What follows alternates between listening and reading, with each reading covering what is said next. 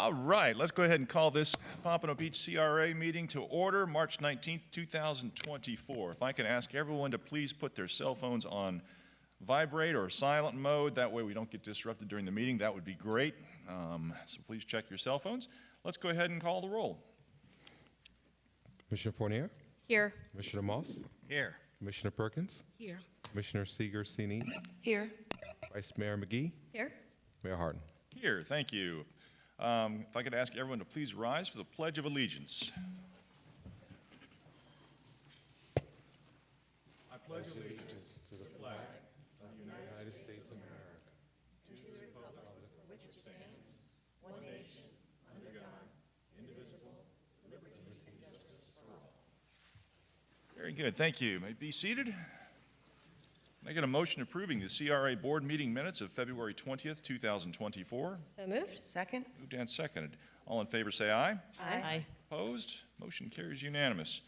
On our agenda this afternoon, Mr. Harrison, are there any changes? No, sir. Very good. Can I get a motion approving the agenda as printed? So moved. Second. Moved and seconded. All in favor say aye. Aye. Opposed? Motion carries unanimous. That takes us up to consent agenda discussion. The consent agenda, item number 1, has not been pulled, so that is eligible for discussion during audience to be heard. So that takes care of that. And that takes us up to audience to be heard. Mr. Alfred, do we have anyone signed up this afternoon for audience to be heard? Yes, we do, Mayor. Very good. We have over 10 speakers. Over 10? Yes.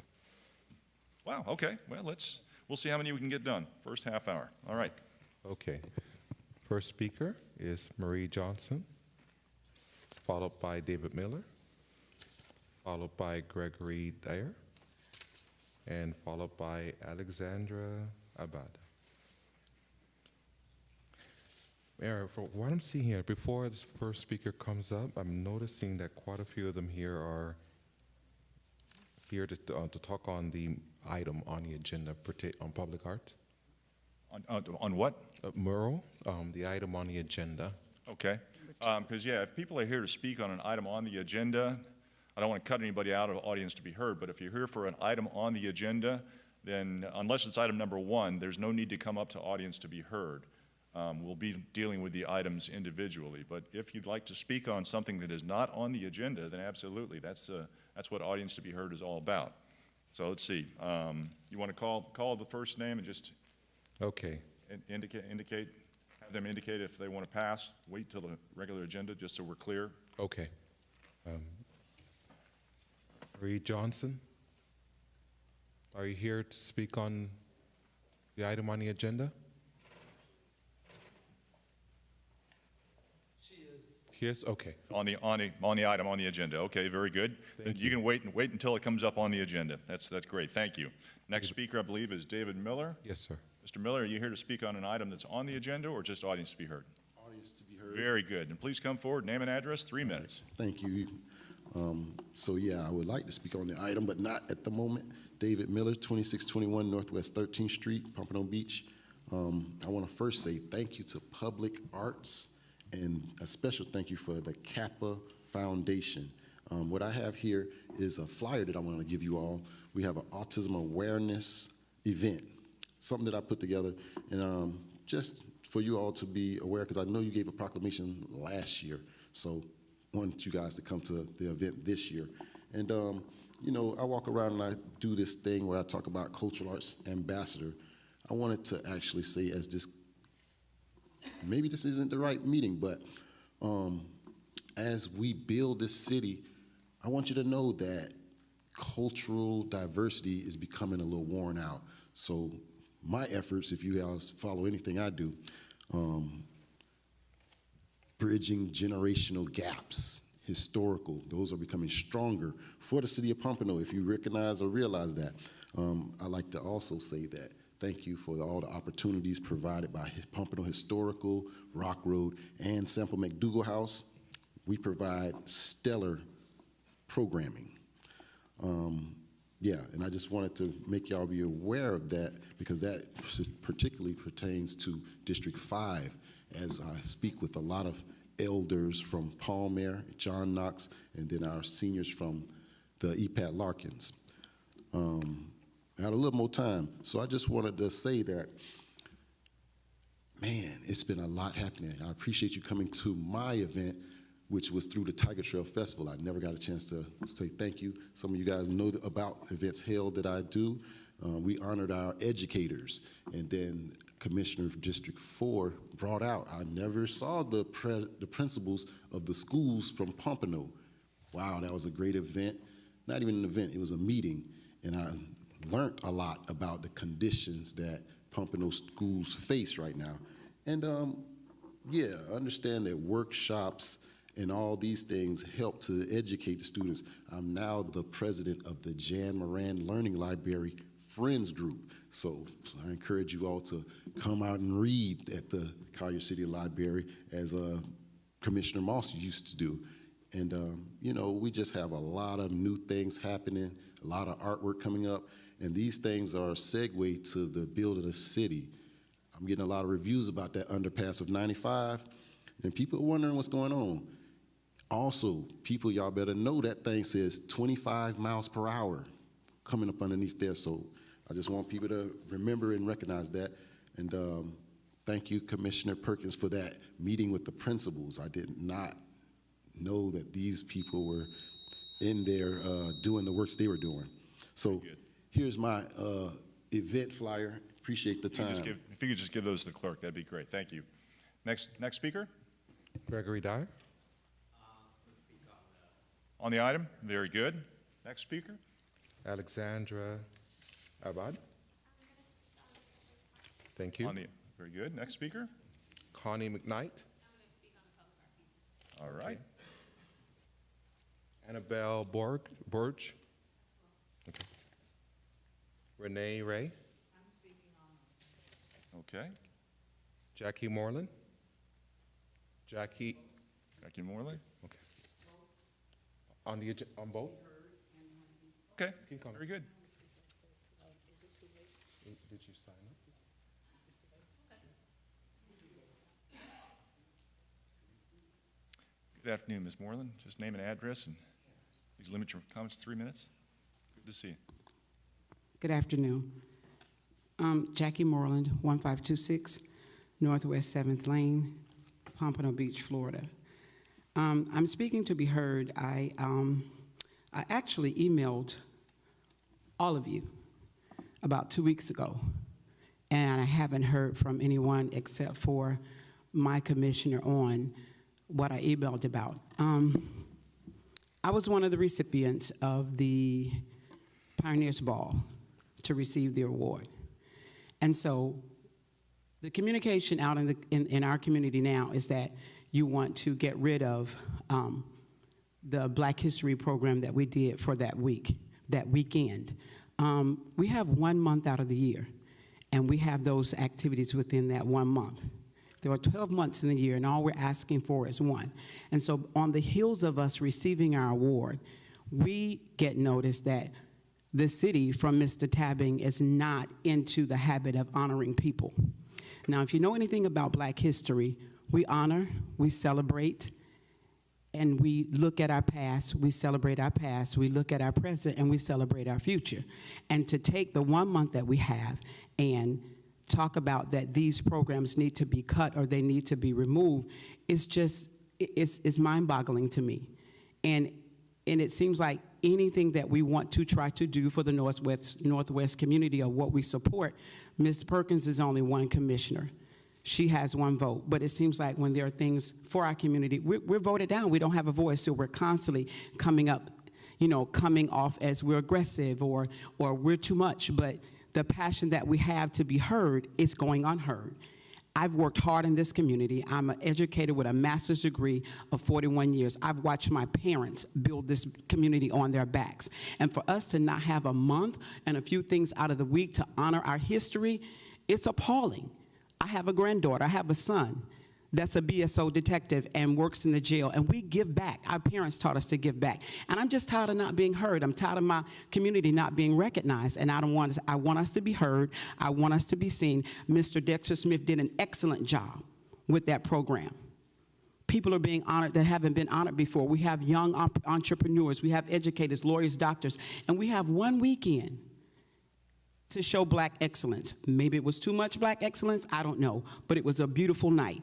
But for me to get a call and the community to get calls on Tuesday, we were on it on Saturday, and the program is going to be no more, no, that's not going to stand. We should be having activities throughout the month of February.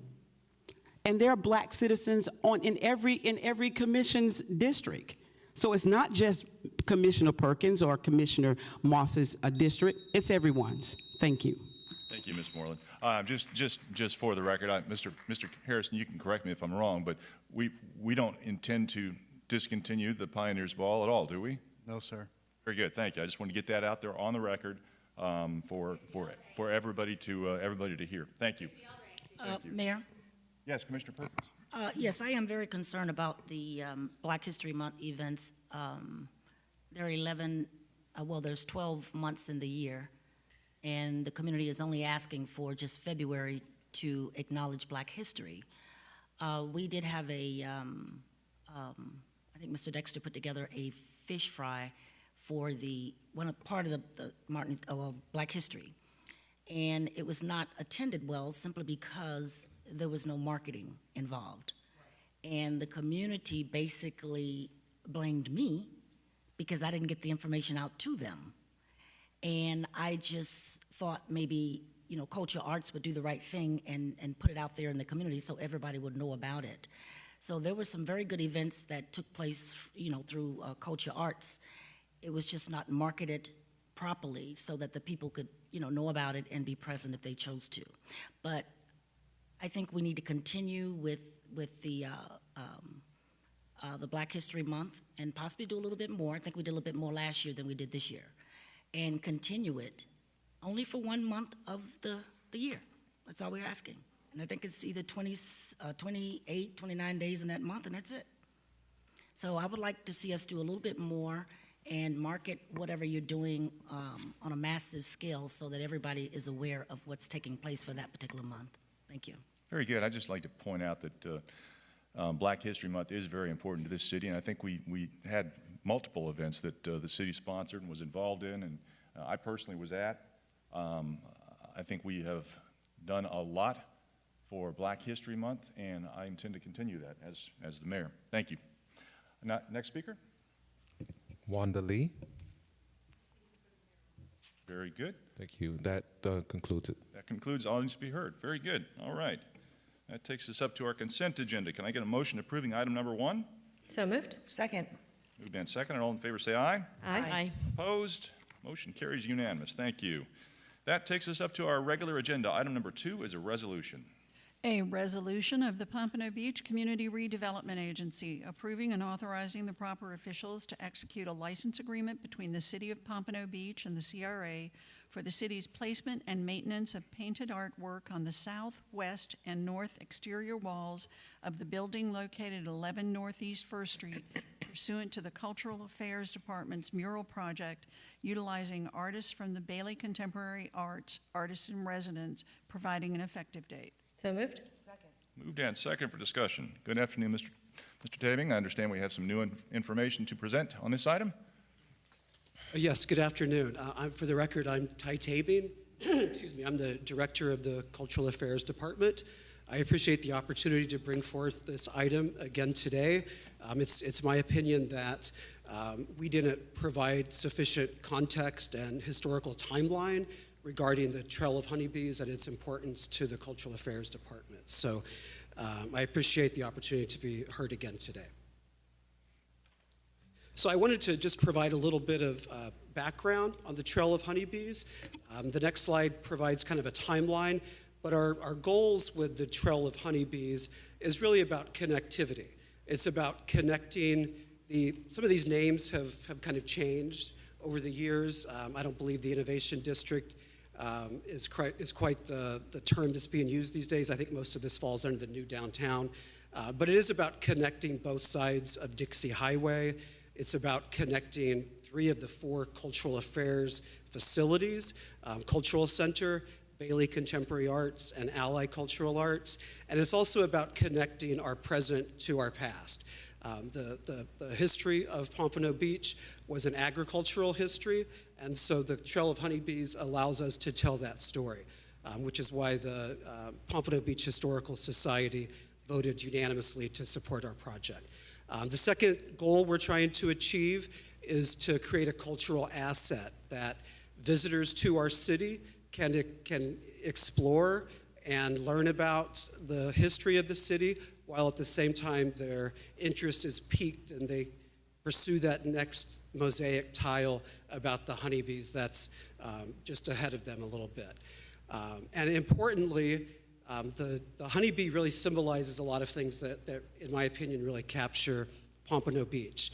It's about hard work, productivity, abundance, cooperation, determination, and ultimately community. That's why the Trail of Honeybees was initially, the honeybee was selected initially as the symbol of this trail.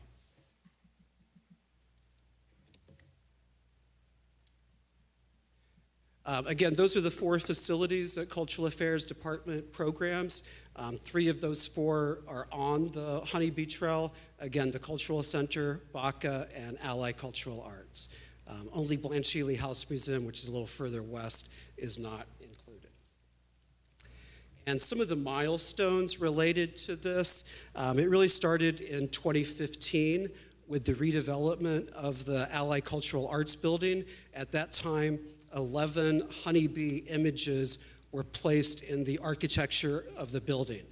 That includes above the parapet, literally above the front door to the entrance of Ally Cultural Arts, in addition to the fencing that surrounds the property. In 2015, that was the same year that the master plan for the public art program was approved by the Public Art Committee and also approved by City Commission. Additionally, that year in 2016, the artist for this project was hired to create the 30 mosaic tiles that comprise the Honeybee Trail. Some of those mosaic tiles are in landscaping planters, other are in prominent locations on city-owned buildings, including this building, City Hall, and many cultural arts facilities, in addition to the Larkin Center. In 2017, the Cultural Affairs Department received a federal grant from the National Endowment for the Arts for the Crossroads Project, which is intended to, again, connect the Cultural Affairs Department venues and encourage walkability and movement among those venues. We had a ceremony to celebrate that. Then Congressman Ted Deutsch and city commissioners attended that ceremony that took place at the Cultural Center. There was also in 2020 a walking tour. It was led by Laura Atria, who is the head of our public art program. We had over 100 people walking the trail, and at each venue there were programs taking place. So it was kind of the biggest celebration that's occurred related to the Honeybee Trail. So I've been in this position a little under 2 years, and a couple of the things that I've done, I felt like the Honeybee Trail hasn't received the department's focus and attention. So a couple of things that I did were to have those 11 honeybees at Ally, have them painted so they more resemble honeybees, which would bring attention to them and to the Honeybee Trail in the process. Also, in working with Rita Wells, who's the tourism manager for the city, she requested a couple of things. One was a map for the Honeybee Trail. This now exists on the city's tourism website. We also created a map that shows where all of the Pompano fish sculptures are located around the town. This is more of a walking experience, of course, because of the proximity of all of the tiles, and the other offering with the Pompano fish is more of a drive-by experience. And then we received a big shot in the arm at the end of last year when we received a $50,000 grant from the Community Foundation of Broward to really provide funding to our artists and residents at Baca, to provide them projects outside Baca, to bring art and culture to the city, while at the same time enhancing the skill set of the artists participating in the Artist in Residence program. The last few items are just approvals that have been received. The Public Art Committee voted unanimously in support of the designs for the wash house. Also, the Northwest CRA Advisory Committee voted unanimously in support of these, and most recently, the Pompano Beach Historical Society voted unanimously in support of the honeybee murals at the wash house. Here are some of the things that I've done since I've been on board. Again, you can see literally right above the door, right next to the sign that shows it's the Allied Cultural Arts, is one of those honeybees that has been painted. That's one of the 11.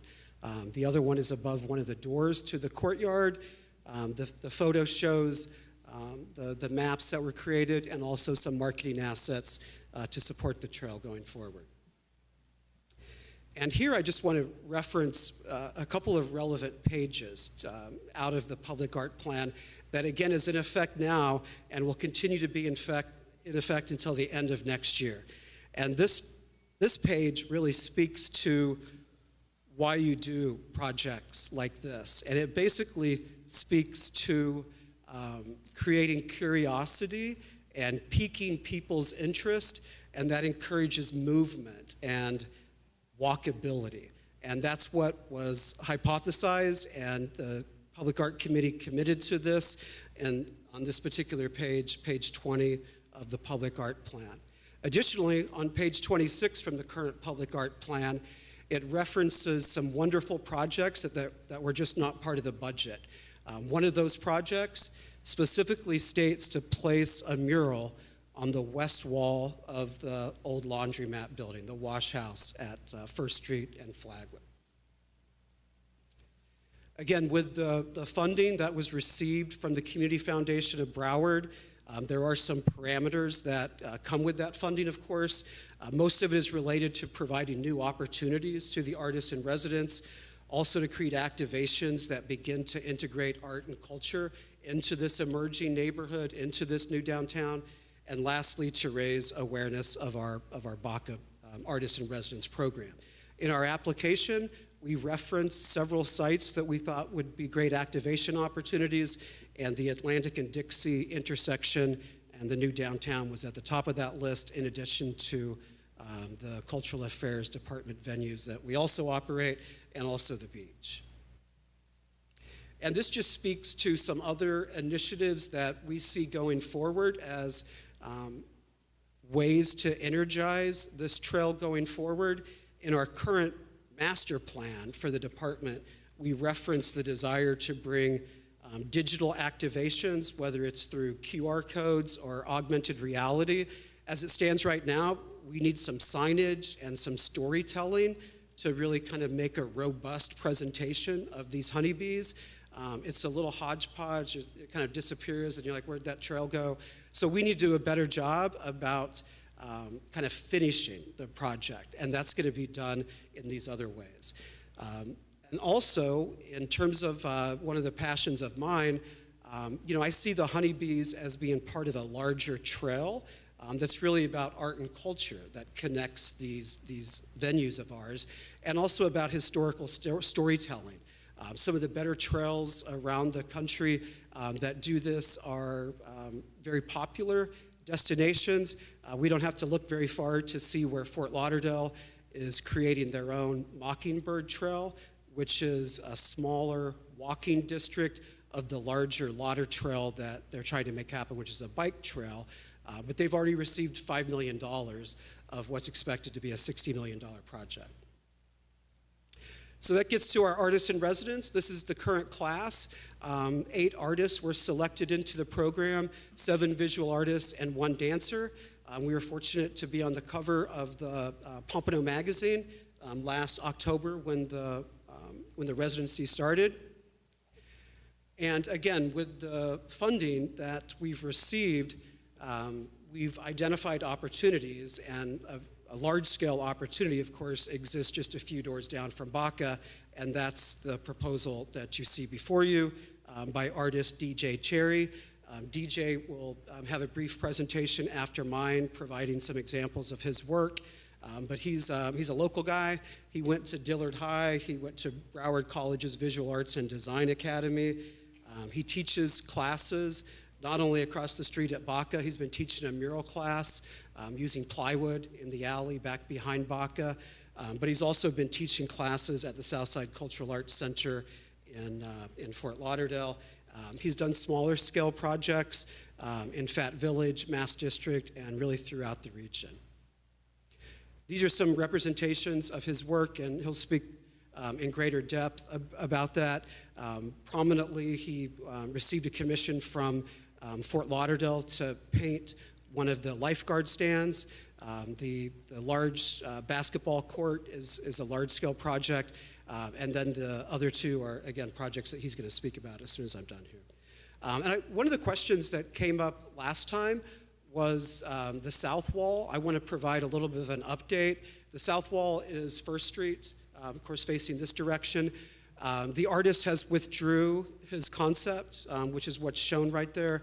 So the only artistic concept that we're discussing today is the one that was shown in the last slide, this concept right here. The other concept is no longer in the mix, so if we're fortunate to receive approval today, we've talked with the artist about kind of extending his piece around to the south side, and whether it's a honeybee, honeycomb, or however he chooses to address that, that would be an extension of this mural. But a question has come up about how we will continue to market this property. CRA is, of course, continuing to solicit interest in the project. So we're going to show our 8 artists and also provide information about who to contact at CRA, what the development specifics are. So that will be the storytelling that will be most visible in the windows of the building where they've had decals in the past. So this is really just a fresh decal that will be placed over that, and that's not the final design. So we still need to go through some modifications on that, but I wanted to share that as kind of an FYI because I know that came up last time. So with that, I just want to encourage everybody to follow us. The Cultural Affairs Department works under the Pompano Beach Arts moniker, so please follow us on social media. That QR code will take you to all of our social media websites and whatnot. So I can answer any questions that might arise or come back after DJ does his presentation, whichever makes sense. Let's go ahead with the presentation now. We'll move through this portion.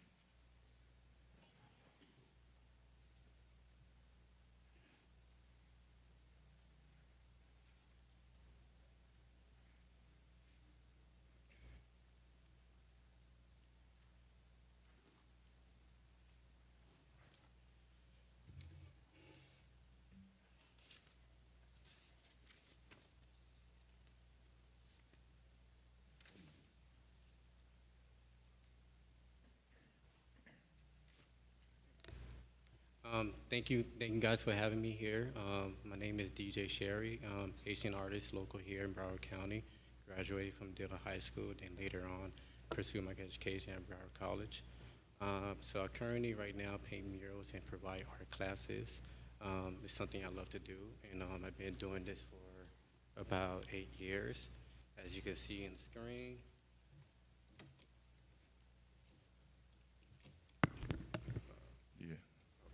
I'm not sure if the clickers are working. You might have to do it manually.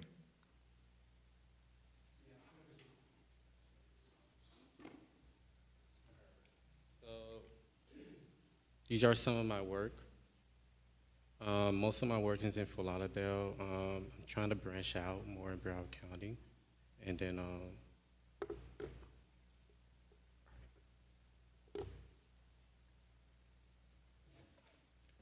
so basically overall my work, I like to show meaning into my work. So when Ty came up with the Honeybee Trail, I know that it also shows prosperity, wealth, dedication, hard work. So within the mural I designed, it would show a little girl reading a book too. It showed educational.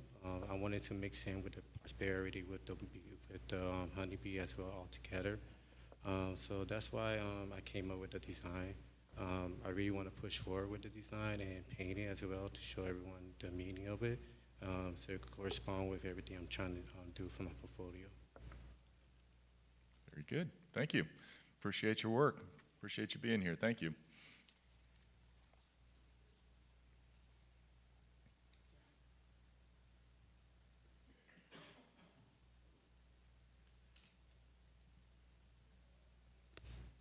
That concludes our presentation. Very good. Thank you for that. I appreciate it. And looks good. Let's go ahead and get input from the public. This is a public hearing. Is there any input from the public on this item? Please come forward. I'm sorry. Are you?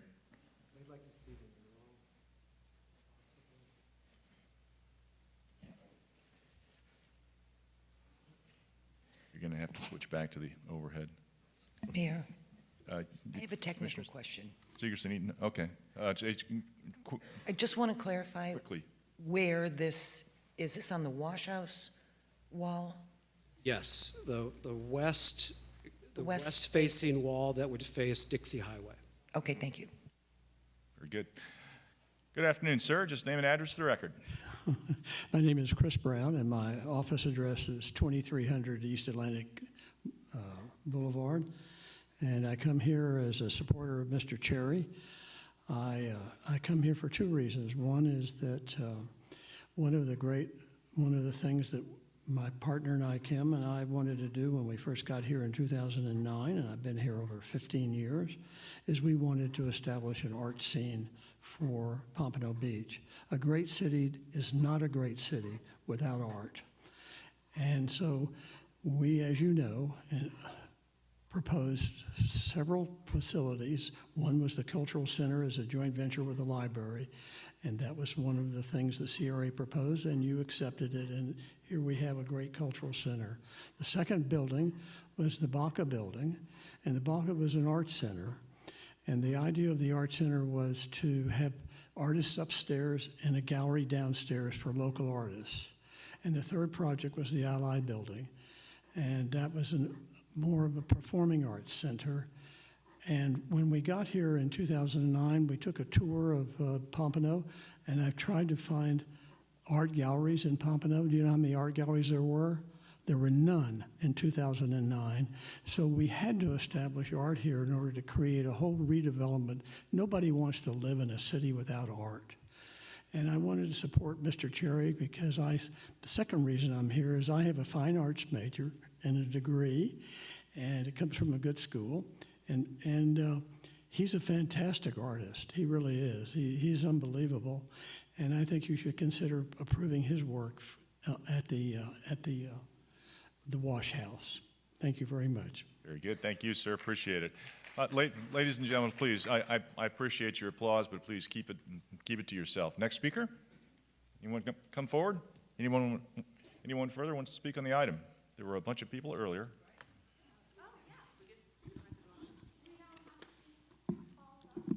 Nope. You just come up after this gentleman. Just Hello. name and address for the record. Sure. David Miller, 2621 Northwest 13th Street. I'd like to take my hat off because now you're officially diverse, as I'm not staff and I am not in uniform. So with this project, I personally, first I want to say something that I felt first. I want to say that our cultural department received $50,000 for community foundation. And I felt kind of disappointed. Ain't nobody pick up a pen and take note of the buzzwords that I said that are now going to be used. Because again, we wore out cultural diversity. But anyway, when this came about, I thought to myself, what represents Pompano? And I said, horses. Horses. You would have to go all the way to Kentucky to see the Kentucky Derby. But guess who else had horses? Pompano. So we knocked down stables and we've done all that. All right, but some of y'all may remember, some of y'all may not know, I was the site manager at Patricia Davis Community Garden. So I understand agriculture and the significance of honeybees, how they pollinate and control our ecosystem. So now I am just here to say I'm in support of the mural as it is a part of downtown. And I want people to understand the educational aspect of it, because some people don't know the difference between a wasp, a hornet, a killer bee, and a honeybee. So this will open up doors for you to do a little research on your own, especially the aspect of virtual tour and information that we're going to provide virtually. So yeah, I'm supportive of it, and thank you. Thank you, appreciate it. Next speaker. Mr. Mayor, Vice Mayor? can I just make a request for the speakers if they are on the Public Arts Board or an artist in residence, just to let us know? Okay, so if you're on the Public Arts Committee, if you could identify yourself as such, just name and address for the record also. Am I doing that right now? You Oh, okay. Hi, I'm another artist in residence, Alejandra Abad. I live in 7395 Avenida del Mar, Boca Raton, 33433. And your name? Alejandra Abad. Very good, thank you. Good afternoon. I'm here today to support DJ's mural concept, Honeybee. DJ Sherry is Bailey's Cultural Arts Center Feature Artist of the Month. His work is mainly the figurative painting in murals, and I believe this representation is fantastic, as it does that really well. As part of this residency, artists are given the opportunity to create and bring culture to Pompano Beach.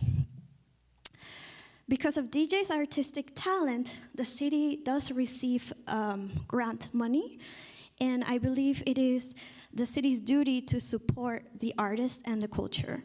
This mural is the hope for the future through the symbolic action of reading, because knowledge is how we embark on innovation, creativity, and imagination.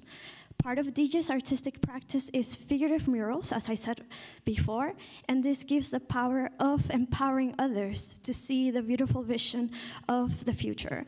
And I hope that you can find it in your hearts to support the arts and the culture, as you do receive money from us, the artists, and we hope that you can support this, and thank you for your attention. Thank you, appreciate it. Next speaker.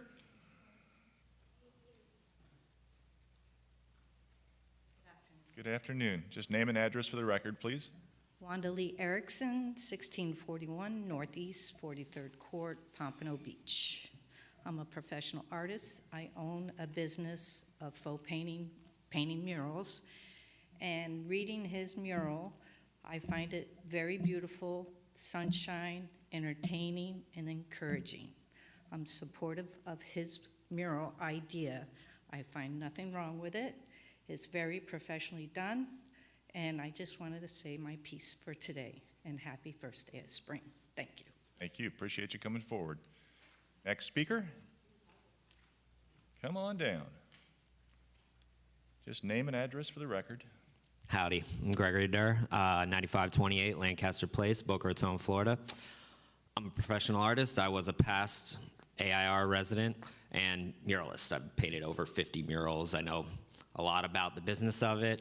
He's an amazing muralist. He can get the job done. I could go into great lengths the social and cultural relevance of it, but I'm gonna look at it from a professional standpoint.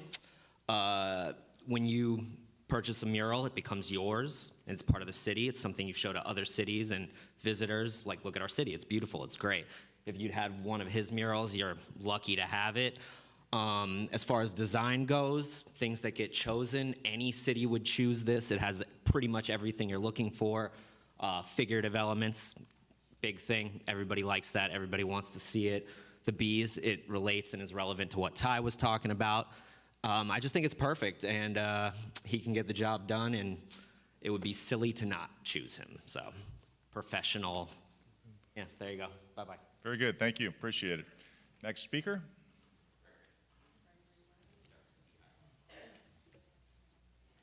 Good afternoon.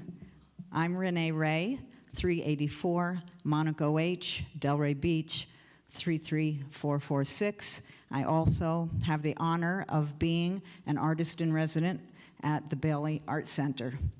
When I first saw this mural, my breath was taken away. The vibrancy, the yellow color, it's like bringing sunshine to all of us. And I think about the sustainability of the bees, and the health and beauty of our environment. Also, the young girl reading a book. For me, that alludes to all of us being nourished by curiosity, learning, and education. So I love this mural, and I am happy that you are considering DJ's work, and I hope to see it up soon. Thank you. Very good, thank you. Next speaker.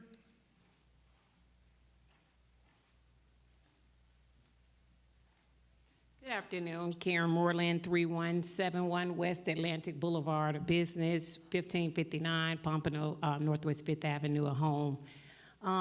Congratulations, DJ. Beautiful mural. I've been following you before you came to the city of Pompano. I'm almost scared to say support it because it seems like anytime we say up, you all say down. So I'm almost afraid to say that I like it because DJ, maybe if I say I like it, they may vote against it because that's normal. That's normally what happens. That's my personal experience. But I also would like to say it's a beautiful mural, but, and again, we have to get intertwined with the bees. We can't just have one beautiful black mural. We have to get intertwined with the bees. DJ, I love your work. Hopefully me supporting you won't make them vote against, because normally we say up, they say down. We say no, they say yes. We say left, they say right. Great work, DJ. Thank you. Next speaker.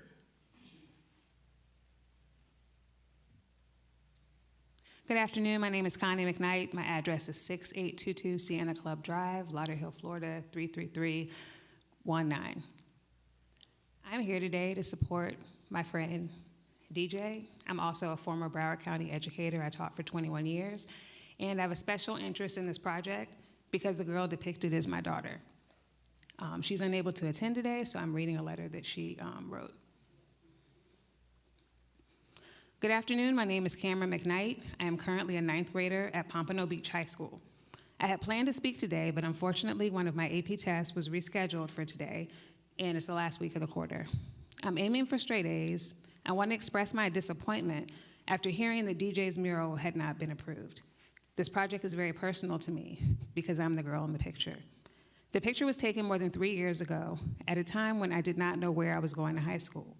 When my mother told me the good news about the mural and showed me the rendering, I was very excited and began to share the news with my friends. So you understand my disappointment when I was told that several people voted against the mural and questioned its relevance to Pompano. I was excited to speak today on its relevance. As a current student at Pompano Beach High School, where I'm a member of the SGA and an honor roll student with a 3.6 GPA and enrolled in AP and honors classes, I feel that I represent Pompano well. I set my goals high, I work hard to achieve them. I plan to be a dermatologist. And the bees in question, what better representation of a Florida city? Bees are not only beautiful, but they are an integral part of how Florida's honey is produced. So they are definitely relevant. When doing a little research, I see that another artist in Pompano was approved to do a project called Trail of Honeybees Walking Tour in 2018.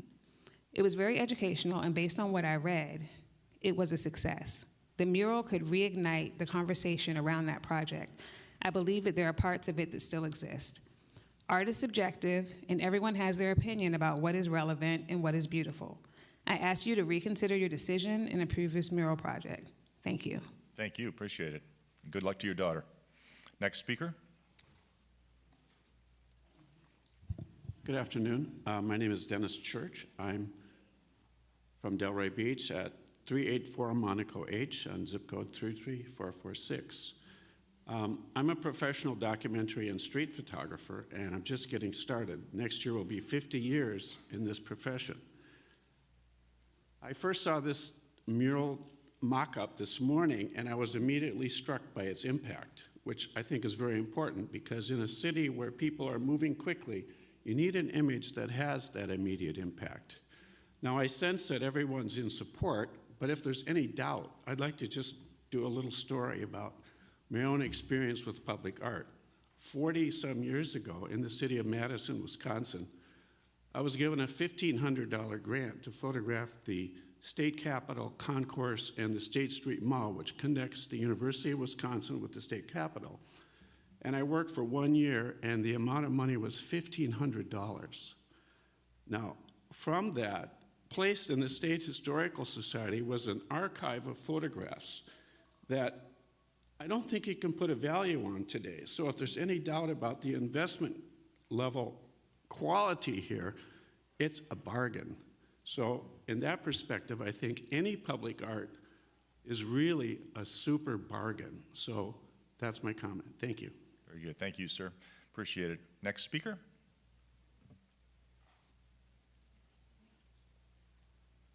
Good afternoon. My name is Annabelle Borges, 4045 Crescent Creek Place, Coconut Creek, Florida, 33073.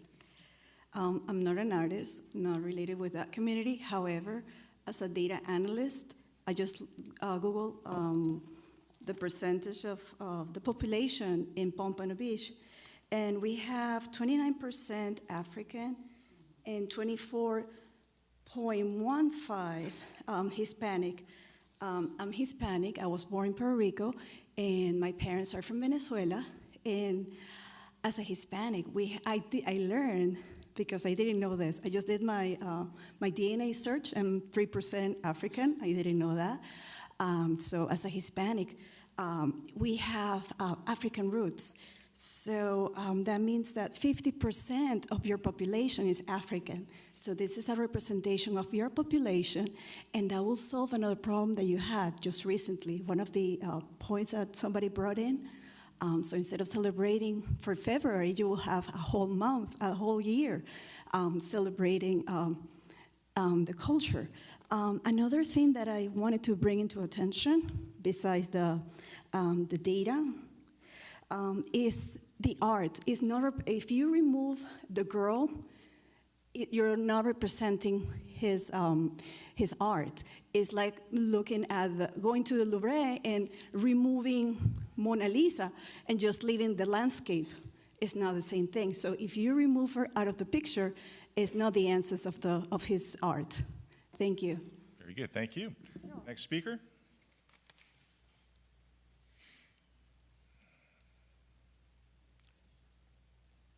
Jackie Moreland, 1526 Northwest 7th Lane, Pompano. Congratulations, DJ. Congratulations to the young lady. And I'm almost like my sister. You can't say yes because you'll say no.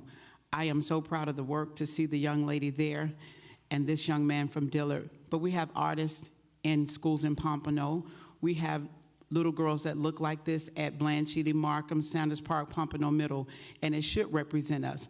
And I'm going to go back a little bit. Mr. Tabing, I emailed you over 2 weeks ago about a situation in your department, and you never called me back. But you called my sister, who sits on the board, yesterday to get her to vote or to be convinced to do this mural. I find that very odd. I can email you, and you never email me back concerning something with culture arts, and you're the director, but you called my sister yesterday about this project. I wish the artist well.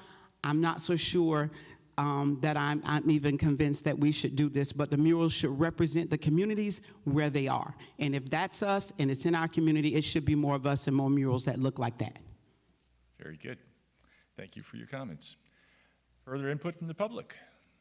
Please come forward. Don't be bashful. Just name and address for the record. Please indicate if you sit on the Public Art Committee or some other board. My name is Mimi Botcheller. I'm on the Public Art Committee. I live at 919 Northeast 24th Avenue, Pompano Beach. I've been a resident here since probably 1973, and I have seen the growth of Pompano little by little. I've seen the arts really make a difference in this city, and I also have a lot of experience in terms of going to grad school in Miami in 2002, and a great deal of our program was showing in Wynwood before Wynwood was a developed gallery and retail mecca as it's become. It was really cracktown and really scary, and that's where we had to go to art openings, and I met a lot of people, and we renovated a lot of buildings because we took over warehouses and put up pop-up art shows for like a week. and we painted the inside and we cleaned it. And ultimately, we saw, and even in the 2 years that I was in school, a birth of the arts in Miami, and a lot of it was galleries that eventually became public art, and Wynwood Walls is a destination for international travelers, okay? So I think that the concept of a mural is a very good visual experience for our residents. I also want people to understand, maybe on the committee and maybe the artist, as a public artist, as an educator that was taught murals 20 years ago at the Art Institute of Fort Lauderdale, murals get painted over. You know, when the wash house becomes a developed property, there is a very good opportunity that the owner will want a different surface on the front. That has to be understood. That is a part of, you know, mural painting, is that they're not necessarily forever. So with that in mind, I think also you should realize that this is a very good price for a very professional mural that we are trying to commission for that wall, that we also have been getting way better artists applying for our mural positions because we are paying more. So $7,200 or whatever the budget is for this particular mural is a very good bargain for the city. So thank you. Very good, thank you. Next speaker. Really quick.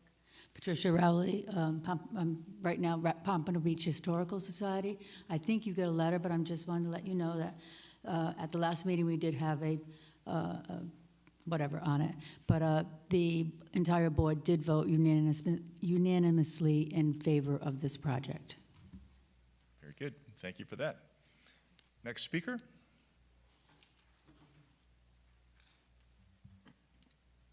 Good evening. Is it afternoon? Good afternoon, everyone.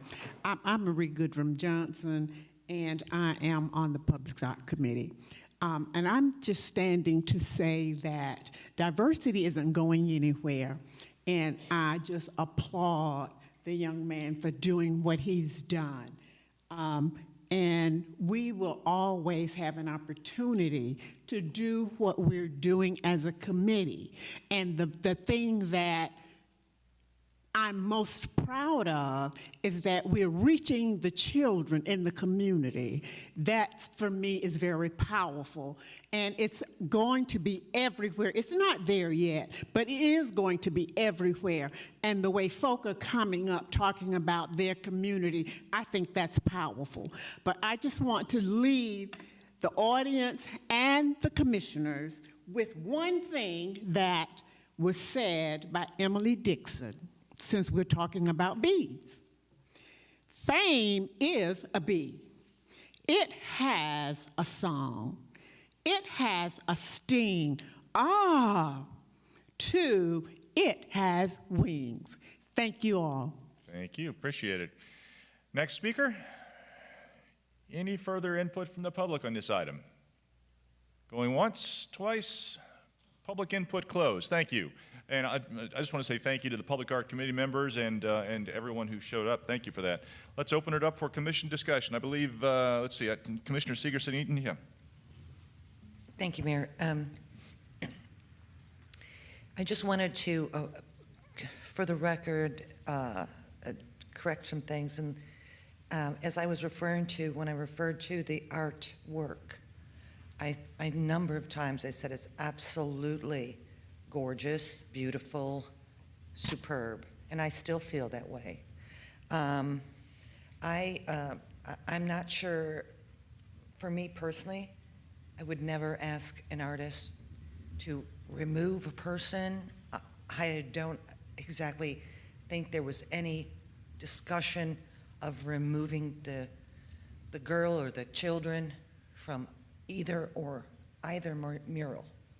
So my concern was whether the mural, the theme, fit into sort of the marketing strategy for the city. Now, and I want to also say that I was unaware of the history of that. That was not in the backup at the time, and I do want to thank tabbing for that history. We had the meeting over the course of the week and learned about the grant monies and the theme and the crossroads that came. So again, I just want to say that I think it's a beautiful piece of art. I have two sisters that are artists. I have a bit of artistic flair myself, and it is beautiful. My only reservation was, did it fit with our marketing plan? It's large scale. So I just wanted to say that. I may have some other comments, but for now, thank you. Very good. Thank you. Vice Mayor? Yeah, no, I have a couple questions on things. With the grant, it's to expand the artists' experiences and It's to expand their skill set during the 9-month residency that they're with us. So my confusion just comes in the fact that as this artist is an experienced mural artist, how does that then expand his? So those large-scale works that he's done previously have all been commissioned pieces. So we did have a call, an artist call that was open only to the 8 artists in residence, and we got 2 responses from that.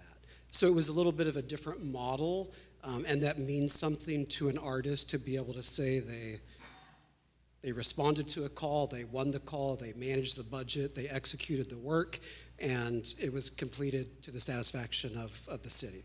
So that's an important statement for the artist to be able to make. So he has worked at this level before, but never in responding to an artist call. Okay, interesting. It's a little bit of a nuanced kind of thing, but I mean, DJ can maybe speak to the importance. Well, no, it's just the way it was phrased, I would expect, if a potter was suddenly doing a mural, that would expand, skills and things like that. But someone doing what they already do, I just was wondering with how the grant was funded. But no, my concern back, obviously this has already come up before us and was voted down, and since then, I know we've all had, talks and things like that, and I just wanted to share with the commission, I have thought with myself, like trying to figure out how to articulate where my thoughts against mural paintings in the Old Town area especially on the north and west side walls stems from. I'm very familiar with Wynwood. I went to school at University of Miami. I was a fine art minor. I've worked as a professional artist in the past. My grandmother was an artist, portraits, landscapes, and oil. So it's something very near to my heart. And I remember driving back and forth and watching the original Wynwood walls around Austin Burke be painted and repainted because they used to have the competitions there. And while you're stuck in northbound I-95 traffic, it is a nice break in your mental watchings. I used to follow, back when Art Basel was first getting going, and when Banksy was starting to run around, and Shepherd Ferry and Space Invaders, and then watched Exit Through the Gift Shop with Mr. Brainwash that showed how how pop art could be manipulated. And for me, the culminating experience was I was in Berlin, and in Berlin they have a canal that drains throughout the middle of the city, just an overflow canal, and they allow the graffiti art, murals, and et cetera, to be painted along there, similar to the Austin Burke walls. And that's the subjective, whether or not you like it or liked the individual pieces that were there was not the issue. And at first thought it's kind of cool. Then I was following around on a red tour, and as I went down a back alleyway of centuries-old brick, where the Jewish people were being hidden from the Nazis during the occupations and when that was all happening, you turn a corner and there is, and and this is just complete happenstance, it was a cartoon honeybee, about 3 of them, with some hearts around them, spray painted on the wall. And that struck a nerve in me that just began to realize that part of this, yes, there are the sanctioned murals, but then the idea of the graffiti art that follows those and is encouraged by those and hard to be contained by those is a different subculture of, I'm going to paint what I want to paint wherever I want to paint it. And going back to Wynwood, I was supposed to go down there and meet some friends for dinner, and I was pulling up the Google Maps of a restaurant down there, and across the street from it, there's one of the more famous ones, is the Mr. Moneybags guy holding the things. And on top of this mural had been tagged all over the place with yellow spray paint, someone else's name, completely disrespecting that art. The day we voted this down, I did a drive-by around the building just to make sure I knew my bearings on there. And down the side of the alley, I think there was 5 different examples of graffiti art on the walls, on our alley back there. With all that we're investing into downtown and Old Town, I have so high concerns on protecting our real estate investments and the marketability of things, and how, if this is embraced everywhere, could be detrimental to those efforts and those investments of our private partners. I would be much more comfortable if we continued to fill in the spaces and concentrate on Artist Alley and switch out the murals that are there on occasion and give them new opportunities. There's still a lot of empty walls back there. The fact that the other artists pulled out, I would say, it gives us a great opportunity to not do the north wall, especially since we are trying to market and sell that building. So I would say that, it seems easy to say, just let's not do that one. In my opinion, I would recommend not doing the west wall either. I would just do the south, and again, work into the alley if that's the decision we want to make forward. But I wanted to articulate all this to the rest of the commissioners, because I know we are going into our next 10-year plan for public art and culture and figuring out what direction we want to take this in. Again, you know, everyone always references Wynwood, and Wynwood's a cool thing that happened, and it was organic. It started there before the development, before the city, when it was super dangerous to walk around, like you didn't even drive back there.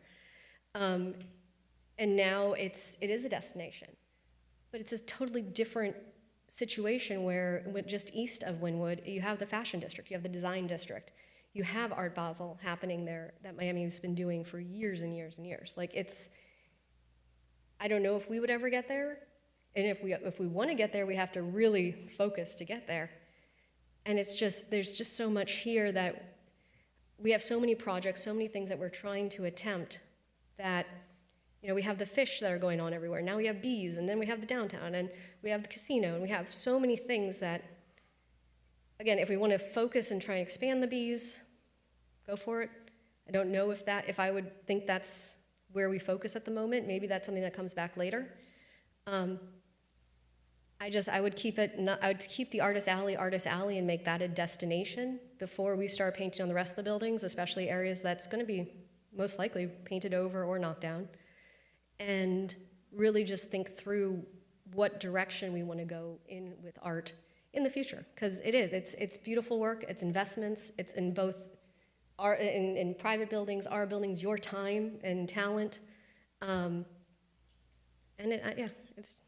that's where I'm at right now. So that's it for now. Very good. Commissioner Moss. Yeah, I'd like to congratulate DJ. You are very clearly an extremely talented young man. I love what you come up with. I think it's very expressive, cheerful, and I think it's going to be a contributor to putting this city on the map. So I applaud your talent. I think you've done a terrific job, and I hope you don't stop with this. Thank you. Very good. Well, I just have to say, I'm still waiting for my mural that we can see from City Hall on the back of where Odd Breed Wild Ale is. I'm looking forward to that mural one of these days. I think murals are great. It adds vibrancy to a community, and I'm all for it. And I am not an artist, though, so I'm not going to sit in judgment of somebody else's art. But thank you. Congratulations. Hope this goes forward. Commissioner Fournier. Thank you, Mayor. So I was familiar with the Honeybee Trail before. I've done a tour with you and Earl and looked at some of these assets. So I understand the historical significance of the Honeybee Trail, where it's located, even the fact that you had those bees painted before. We've discussed that. My concerns with this were twofold. I share the Vice Mayor's concerns about the location of this artwork. I believe I recently heard that we have unsolicited proposals for that building still for a restaurant. Is that correct? Maybe that's Newen who would answer that. Are there any? We do not have any unsolicited proposals. We do have interest, not just this building, but in Old Pompano in general. So as of now, there has not been any proposals. Yeah, I continued here, I guess, then about interest in this building, and if we put something on this building, which has been determined that it will be torn down if and when it becomes a restaurant. The timing of that is an issue for me. And then I'm just personally confused about seeing the same exact agenda item again as what we had last go around. So I guess if the city or the CRA didn't like our answer, they just come back and change the backup a little bit. So it's interesting, this time there's actually, the backup doesn't actually include the artwork this time. Last time it did, it's not in the backup this time. So are we voting on a licensing agreement or are we voting on artwork here? It's, Mr. Taving, but I can answer why it's back. But they had additional information they wanted to present. They thought it was important to the item, and I agreed. So this is still just the license agreement, correct? Correct. Yes. So, but it seems like we made it about the artwork here. So it's about a licensing agreement to put a mural on the sides of this building. That's it. Right. Thank you. Very good. Further commission discussion? Vice Mayor? And I was confused about that too, it coming back on the agenda after failing, and how it is there. But I would like to take an opportunity at this point to at least make a motion to remove the north wall from the license agreement. Okay. So that's a motion to remove. The north wall that the artist has already walked away from, so it's not this one at all. It's Okay. the north wall, which is the front side of the restaurant that we're trying to lease. So remove the north wall from the license agreement. Sorry, south wall. I'm sorry, yes, south wall, thank you. Remove the south wall wall. from the license agreement. It's, Mr. Taving? The current concept is to have it kind of wrap around. So it's a continuation, and so if you're on First Street, it begins to pique your interest. And as you turn the corner, you see the entirety of the thing. I get that, and it's also, again, kind of going back to Commissioner Fournier's observation that had failed. And at this point, it just seems like maybe moving towards the right direction. If our concern is the marketing of the building, the fact that this is the front of the building where the restaurant entrance would be, if they don't knock it down. Okay. So it's been moved and seconded that we remove the south wall from the license agreement. Can we go up once? Sorry. Oh, yeah. Commissioner Fournier. Can we go back to the slide that would show that? So that is just so busy to me also, if we're trying to lease this space and then put a mural on it. So when I looked at this slide, that I agree with the Vice Mayor's motion here, because that is the south wall that's in question, right? Yeah, the south wall, over the main door South wall. and windows. That's the motion, is to remove the south wall from the license agreement. Very good. It's been moved and seconded. Further discussion on the motion. Commissioner Seegerson-Eaton. So I'm confused. I thought you said that this artist has withdrawn. This artist has withdrawn. The alternative concept that we're considering now is to have this wraparound, kind of this extension of DJ's mural, whether it's just painted yellow to, again, tie into the rest of the building. That's what, we just learned of this withdrawal yesterday. So we've begun talking to him about some treatments that might be appropriate for that south facade. Very good. Further commission discussion on the motion. Oh, no. Commissioner, nope. Not on the motion. Okay. Let's go ahead and call the roll on the motion to remove the south wall from the license agreement. Commissioner Fournier? Yes. Commissioner Moss? No. Commissioner Perkins? No. Commissioner Seegerson-Eaton? No. Vice Chair McGee? Yes. Chair Harden? No. We're back on the original item. Further commission discussion. Yes. Commissioner Perkins. I wanted to congratulate the artist, DJ. I think you're doing a wonderful job with your work. I have a question here where it says the city secured $100,000 from the National Endowment for the Arts and Support. So are we using those funds strictly for that particular area where the wash house is only? It's artwork? Yeah, so the NEA grant that we received happened several years ago. That it was intended to fund kind of in-between buildings. Interstitial is what they call it. Interstitial activities, be they events or public art.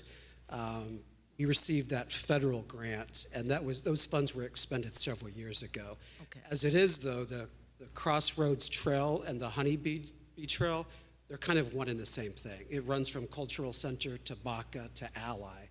So we were fortunate back in those years to propose some programming that was received favorably by the National Endowment for the Arts, and that's what led to the $100,000 grant that's since been expended. Do we plan to incorporate the honeybees into the new downtown MLK?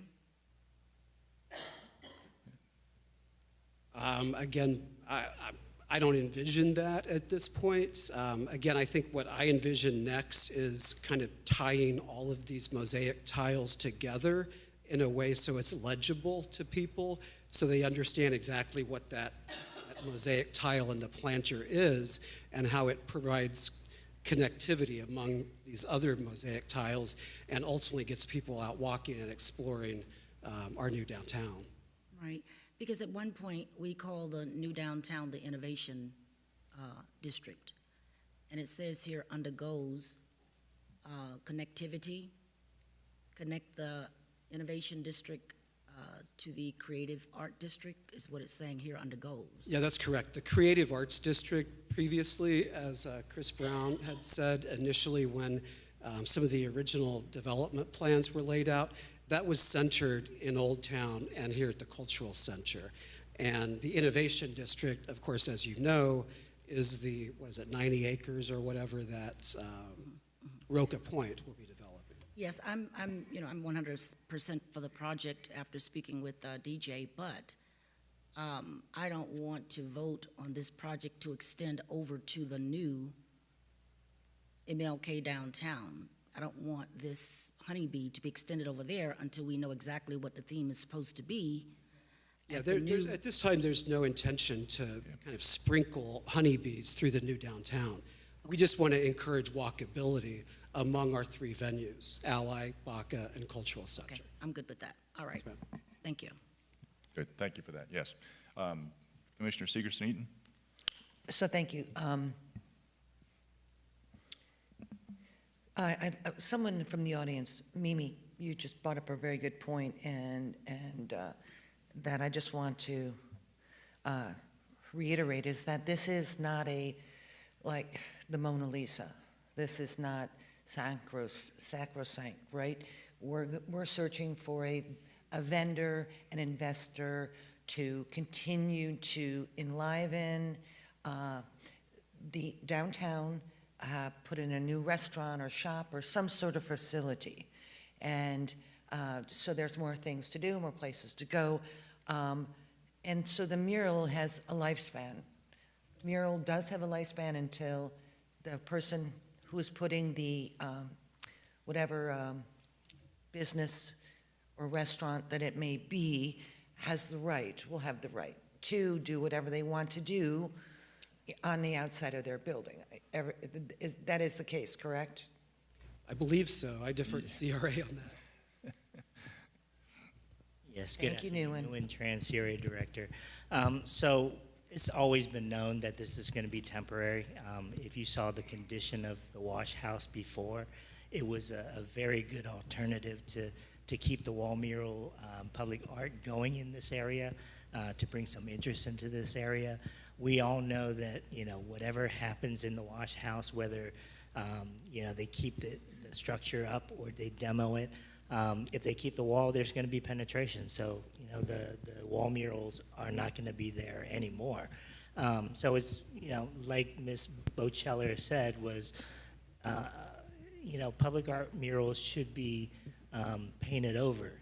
It should not be permanent. It should be constantly changing. So I don't expect anything to happen on this wall or the wash house for quite some time. I wish government moved faster, but we don't. We don't have an unsolicited proposals. We don't have drawings. We don't have concepts. We have a lot of interested parties. And if you've seen the wash house in the condition that it's at, it's dirt floors. It's bare bones. So there's a lot of work to be done, and at least we can bring interest to the building and say, look, where this beautiful wall mural is where the wash house is. A lot of people don't know what the wash house is, but we don't have any interest at the moment. It's temporary. Everyone knows that. Thank you. So I just wanted to say that as well. It definitely draws your attention in where I might like to see a different form of art or something different. I think it's going to accomplish the goal of bringing attention. It's beautiful, and that I too have wanted for such a long time to see something on that wall, because it is just so bland. It just has no character, nothing. So I think it will achieve the objective of raising attention, beautifying the area, and I am going to change my position and vote in favor of this. Thank you. Very good. Okay, so then let's go ahead and vote on this. This is on the actual license agreement. Let's go ahead and take the roll. Commissioner Fournier, Yes. Commissioner Moss, Yes? Commissioner Perkins, Yes, only for the, I wanted to go on the record for the license for it not to be included for the new downtown MLK. Just want to make sure, 'cause I don't want to come back. And You're only voting on the license agreement? Yes. There's nothing in the license agreement relating to other yes, projects? that's the answer. Thank you. Commissioner Segerson-Eaton, Yes. Vice Chair McGee, No. Chair Harden. Yes, congratulations. Thank you. Look forward to it. Item number 3 is a resolution. A resolution of the Pompano Beach Community Redevelopment Agency approving and authorizing the proper officials to execute a property disposition and development agreement between the CRA and Big Tree Barbecue, Inc. relating to 4 vacant CRA-owned parcels of land located on the west side of Powerline Road between Northwest 4th Court and Northwest 5th Street, providing an effective date. So moved? Second? Moved and second for discussion. Good afternoon, Ms. Vasquez. Yes, good afternoon, Chair, Vice Chair, and board members. Having a little bit of technical difficulty with the presentation that I have.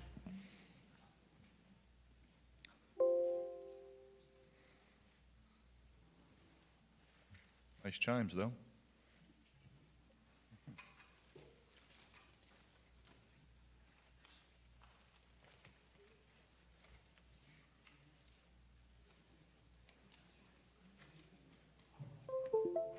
All right, the item before you today is a property disposition and development agreement between the CRA and Big Tree, Inc. for 4 CRA-owned properties that sit just west of Powerline Road between Northwest 4th Court and Northwest 5th Street. Big Tree submitted an unsolicited proposal back in April of 2023 for consideration of site improvements for this location and construction of a barbecue restaurant, which was accepted by the CRA Board on May 16, 2023.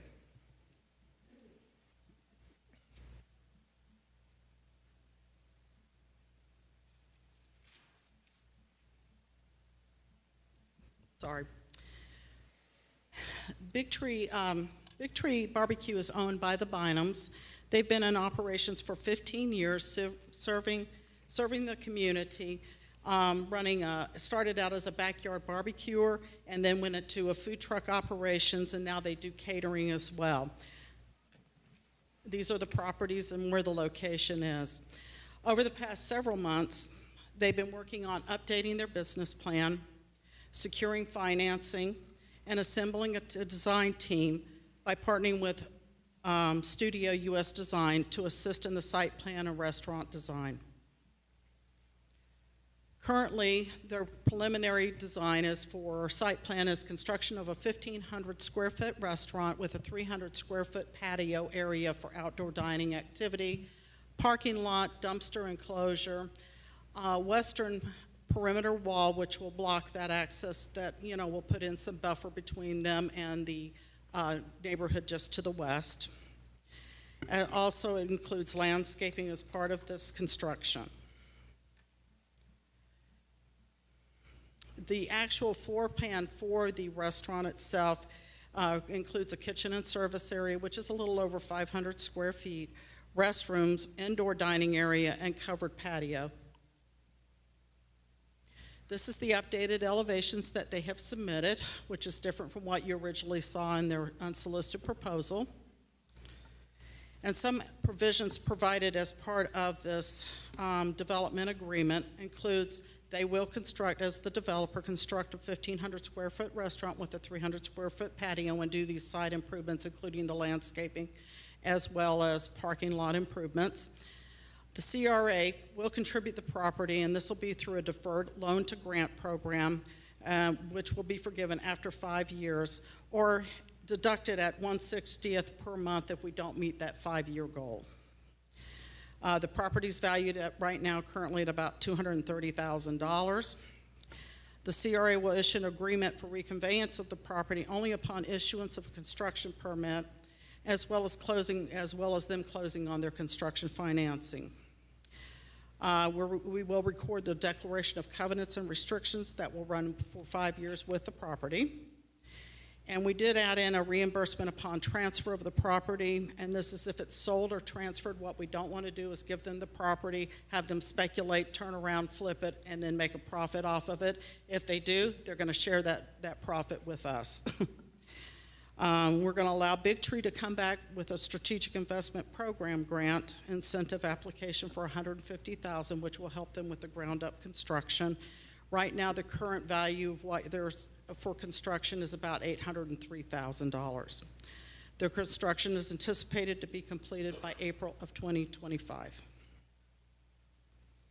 What does this do for the CRA? Well, it furthers our goals as far as for the Northwest. It'll eliminate the slum and blight by building on this vacant property. It will put the property back on the tax rolls by turning it over to the private sector.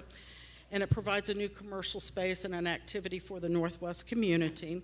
And it's also going to create some generational wealth because it will be a family-owned and operated business. That concludes my presentation.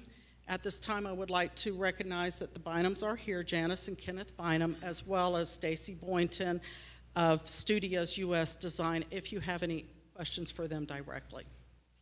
Very good. Thank you for that. This is a public hearing. Is there any input from the public on this item? Please come forward.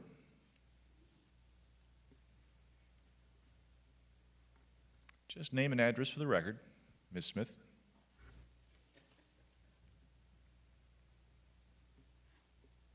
Good afternoon. Phyllis Smith, 2437 Northwest 4th Court. I live walking distance from this proposed project, and in Cayuse City, there are no restaurants that you can go to and sit down and eat, and this would be a great addition to that. Plus, it's a walking, so I wouldn't have to drive there. And 5th Street, where they're proposing to build that, has been a nuisance with dumping. So it would eliminate that right away. And I think that this is a project that will improve that area, make it better. The upgraded renderings are nice, and I think that this is something that the community needs. Very good. Thank you for that. Further input from the public? Anyone else? Seeing none, public input closed. Commission discussion, questions. Commissioner Moss. Yeah, I have to echo what Ms. Smith just said. I think it's really going to be a shot in the arm for Collier City. There are no other sit-down dining establishments close by, so I'm really looking forward to it being built and open. And Phyllis, I'm inviting you to come for lunch one day. All right? It's a deal. So I'm all in favor of it. I think it's going to be very good for the Collier City community. Absolutely. Very good. Commissioner Perkins. Yes, I'm also in favor of this Big Tree barbecue restaurant. It's so needed in the area. I think it'll be a big improvement, very welcomed. And people are beginning to talk about it in the community, so they're expecting it. We don't know when they're going to do the groundbreaking or any of that, but yes, we welcome this, and everybody's excited about this particular restaurant. Very good, because I think they're supposed to be open or completed construction by April 2025. That is correct. Yeah, that's great. Approximately Yes. a year from now. Okay, Commissioner Fournier, then I've got Commissioner Seeger-Sneeden. Thank you. I want to say the same thing. Congratulations on moving forward and making progress on this so quickly. Sometimes it's hard to do that. I know I'd asked about a financial plan. It sounds like there's been work done on financials, work done on the design, and everything's moving along very quickly. So congratulations, and I look forward to see construction starting soon. Thank you. Very good. Commissioner Seeger-Sneeden? Thank you, Mayor. And yeah, I look forward to supporting this again. I supported it the first time it came before me, and it'll be a great addition to the city. I say good job, CRA, and all of the tools in our toolbox that we have that can promote businesses and help them get on their feet. So I appreciate it. Glad to hear it's going forward. Very good. Vice Mayor? You know, very excited for this. The renderings look like it's going to be a beautiful restaurant, beautiful place, and I've heard the food's delicious. I heard you guys have been in competitions and things like that too, so I'm looking forward to trying it out. Absolutely. Very good. Yes. One of the great things to hear during your presentation, Ms. Vasquez, was the creation of generational wealth. That is so key to the folks in Pompano Beach. I mean, it's something that's been lacking for so long. It's an important component of this, which is great. Okay, let's go ahead and call the roll. Commissioner Fournier, Yes. Commissioner Moss, Yes. Commissioner Perkins, Yes. Commissioner Seeger-Sneeden, Yes. Vice Chair McGee, Yes. Chair Harden. Yes. Item number 4 is a resolution. A resolution of the Pompano Beach Community Redevelopment Agency approving and authorizing the proper officials to execute a strategic investment program grant agreement between the CRA and 26th Degree Brewing Company, LLC, relating to the property located at 2600 East Atlantic Boulevard, providing an effective date and for other purposes. So moved? Second? Moved and seconded for discussion of this great item. Ms. Mueller? Yes, good afternoon, Chair, Vice Chair, Board members. Sarah Mulder, Project Manager for the CRA. I'm here today to present to you a Strategic Investment Program grant application from 26 Degrees Brewing Company. As I'm sure you're all familiar, this is an aerial view of the property located at 2600 East Atlantic Boulevard. The property is owned by Amkin Atlantic Square, LLC, and the tenant's lease began as a 5-year term back in 2014, with 3 5-year options to extend, putting their final lease term to end in July of 2034. There are currently no plans for redevelopment on this site. 26 Degrees Brewing Company is a well-established brewery specializing in craft beer, opened in 2014, and really helped to transform that strip of East Atlantic Boulevard. To date, they have operated solely as a brewery and a bar without serving food, and have relied on various food trucks and local restaurants to serve their patrons. The owners believe that the time has come to expand their operations and add a full-service kitchen. So with that, they are seeking SIP property improvements and reimbursement for to include the transformation of the brewery tap room into a full-service restaurant with a gastropub essence. And that will include the addition of a 790 square foot kitchen and the development of an 861 square foot covered breezeway patio area with outdoor seating. Eligible improvements include drywall, MEP work, acoustical ceiling and finishes, wood baseboard and flooring, fire equipment, doors, and structural elements. The total eligible project cost is just over $570,000. Based on the formula for this incentive, the program contribution would be $101,092 reimbursement. They are expected to spend just under $615,000 total on this interior build-out. This is anticipated to create over 10 plus new jobs as well. This image just shows you the scope of work within the 20,402 square foot existing brewery space. And then here you'll see the proposed covered breezeway patio.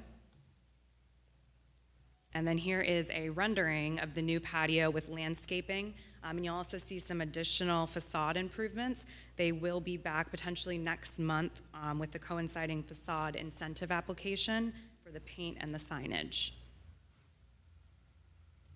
And here you'll see the proposed kitchen floor plan, although it's difficult to see up here, but it was efficiently designed for high-volume service, prioritizing both aesthetics and practicality. And then the timeline per their contract requires the work to be completed no later than 24 months of the effective date, which, if approved today, would put them at March of 2026. However, the business owner anticipates completion within 6 months of approval. And I do want to note that this received unanimous approval at the CRA Advisory Board meeting on March 7th.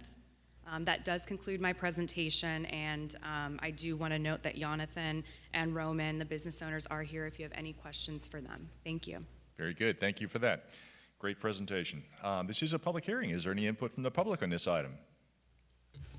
Seeing none, public input closed. Commission discussion. Vice Mayor?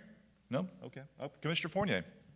This is a great use of this kind of incentive program, and I think this is really going to change 26 Degrees, so congratulations, and I look forward to seeing this. I know other breweries, when they've been able to add a kitchen, it's really changed the space a lot, so good luck and congratulations. Absolutely. Very good. Vice Mayor? No, I think this is going to be excellent for you guys, and you have a following already, and this will save everyone from having to walk down the areas to go pick up food everywhere else. So I think you guys have done such great work already in the ECRA, and looking forward to this. And I'm glad you were able to work it out, I'm sure, with the landlord, that if you're willing to invest this much into it, you got some time. So thank you. That's it. Commissioner Segerson-Eaton? Yes, I'll have to say a good job again, CRA. You're doing what you're supposed to do to help people and businesses and enliven our area. So thank you. That's it. Very good. Thank you. Commissioner Moss? Just like to say, what's not to like? I'm looking forward to going there and expanding our choice of places to dine in Pompano Beach, bringing people here, spending their dollars. So congratulations, CRA, and good luck with it. That's it. Absolutely. It's a great addition. It'll help bring more people to this side of the bridge, which is great. I got a lot of people all talk about the pier area, but it's like we've got a lot to offer in Pompano Beach. We really do. And 26 Degree is one of the great ones. It'll be even better with this. Thank you. Further commission discussion? Seeing none, let's go ahead and call the roll. Commissioner Fournier. Yes. Commissioner Moss. Yes. Commissioner Perkins. Yes. Commissioner Segerson-Eaton. Yes. Vice Chair McGee. Yes. Chair Harton. Absolutely. Great job. Thank you. That takes us up to additional audience to be heard. No additional audience to be heard, Mayor. That's what I wanted to hear. All right. All right. Takes us up to reports. Mr. Harrison. Just one thing. Everybody have a great first day of spring 2024. Woohoo! There you go. Thank you, sir. Appreciate that. Ms. McKenna. Just one thing, everybody have a wonderful Easter. Okay, very good. Next meeting date will be April 16th, 2024 for the CRA, right here under the lights. Takes us up to CRA Board. Commissioner Fournier. Yes, thank you, Mayor. I have a couple of things. First, in the East CRA Advisory Committee minutes, there was discussion of having a workshop for the kind of Harbor Village merchants and that Atlantic corridor there. And it looked like there was quite a bit of discussion, and they decided in May to do a workshop between the committee, the CRA, BSO, FPI, and the businesses there. So I think that's a great idea, and I just wanted to thank that advisory committee for taking the initiative to do something like that. I look forward to hearing how that goes. Secondly, I've been getting a lot of questions about what's going on with Flamingo Seafood, and I just wanted to reassure people that everything's okay. There was, I guess, an electrical problem, but they will be reopening. There's a lot of rumors that start going around when something closes, especially in that shopping center there where Umberto's was, and the same 26 Degrees, because obviously it's owned by someone that will eventually redevelop it, but there are no new plans to do anything there. So Flamingo will be open again. And then lastly, it's not really CRA, but I just wanted to comment that while we are a big city, in some ways we still are a small town, and any little incident that can happen can really have big repercussions around our city.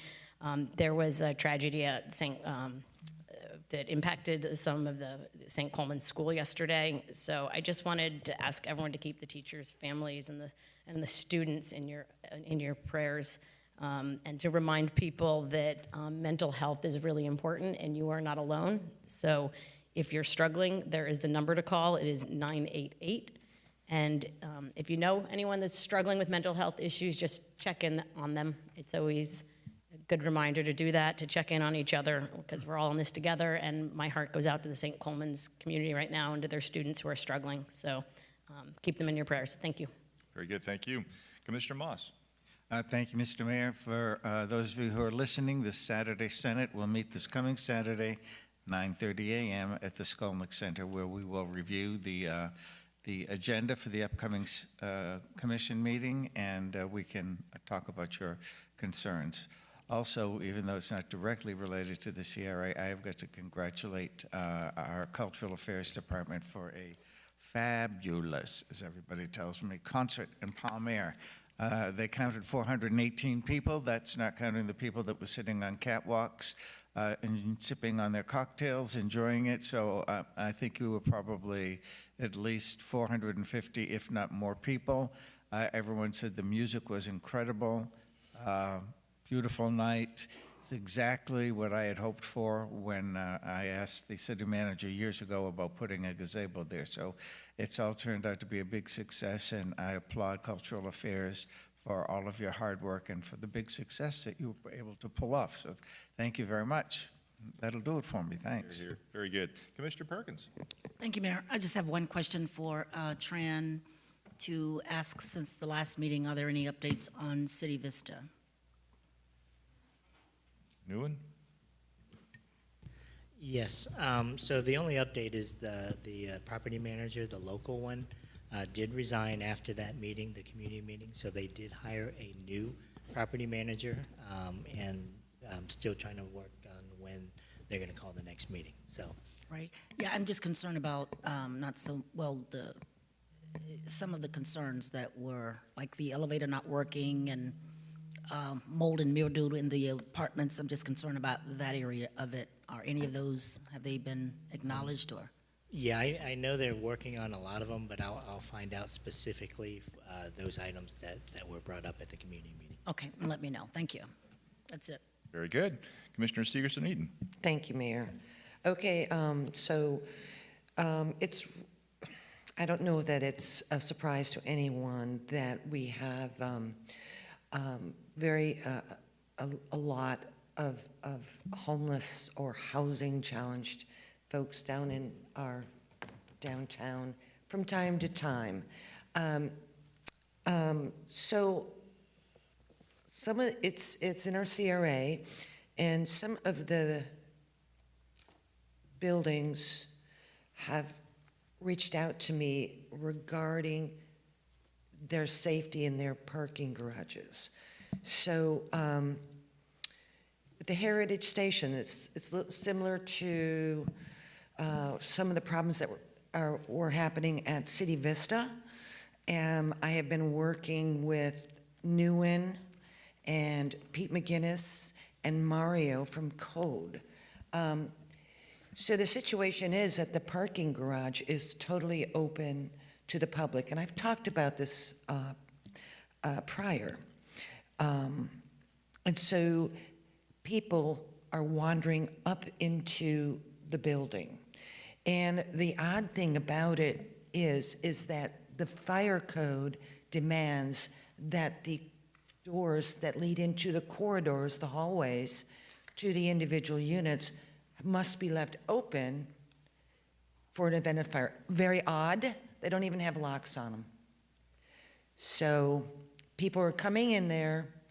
They're doing whatever they want to do within the parking garage, between the cars, walking into the building unfettered. And they know this is a 55 and older community as well. So Nguyen has been working with the management company, and we have got them to commit to putting a gate up on the ramp leading to the second floor. So that is where the access is. It's wide open once you get to the second or third floor.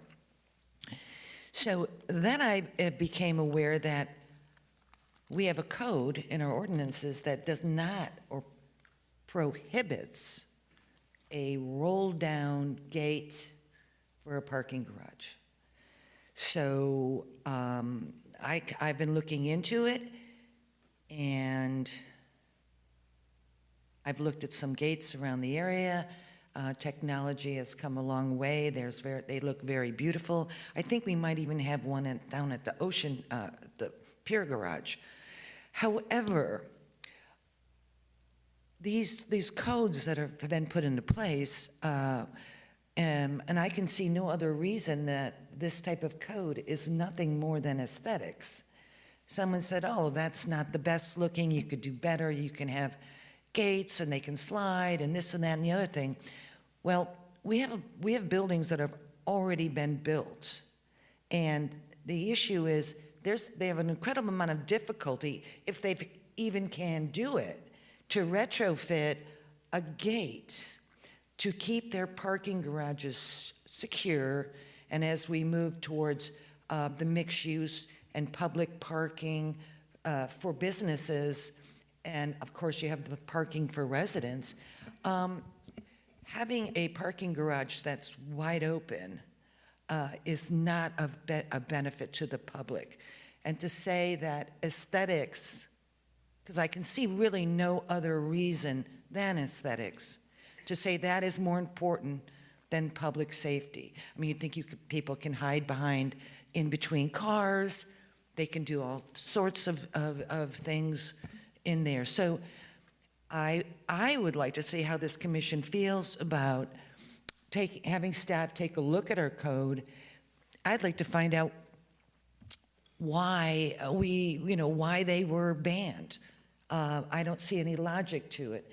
And I have to say that, when the state issued a mandate to all cities to require them to have a comprehensive plan back in the 70s, I'm pretty sure that each individual city didn't go out and create from an original. A lot of cities piggybacked on other cities, larger cities, that had these things in place and maybe adopted them. Same thing with our codes.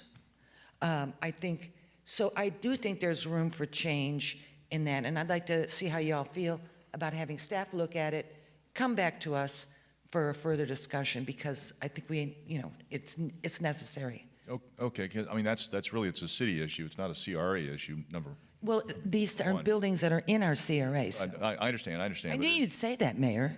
Pardon me? I knew you would say that. Yeah, I mean, it is a city issue, but we can, of course, direct staff to do whatever we want at a CRA meeting and encourage the city manager to put on a city manager hat instead of CRA director hat. Just wanted to point that out. Okay. Okay. But I think most of our new building is taking place in our CRAs and in our overlay districts, just to point out. I could bring it up again at the commission meeting, or you want to do that? It's here. I mean, Thank you. So you just want to direct staff to come back with some information, or what is it you're looking for specifically? Because that's really all we can do. We can't Right. make a motion. I wouldn't make a motion to change the code to allow for these gates. I think that would be rude without having the backup in place and an opportunity to have a discussion between us all. Sure. So however you want to do it, Mayor. Thank you. Why don't we just ask Mr. Harrison? Mr. Harrison, can you take from that discussion to get us some information on our city side? Yes, sir. Very good. It's very good. Is that good? Okay. Very good. All right. Thank you, Commissioner. Vice Mayor. I just wanted to sort of take an opportunity just to thank, because of proximity time, and just thank staff and everyone who's involved in the CRA too with the St. Patrick's Day celebrations and making sure they went off smoothly. I think everyone had a great time everywhere, and it was a great day. And I know some of the residents right there really appreciated us skirting some issues that have happened in the past with noise and tents, and they reached out with a thank you to our staff for not waking them up in the middle of the night. So I just wanted to relay that right through already. And I think everyone who's on that email chain is in this room, so I figured I'd just do it right now. Thank you. Very good. All right. Well, everybody have a wonderful first day of spring and happy Easter. This meeting is adjourned.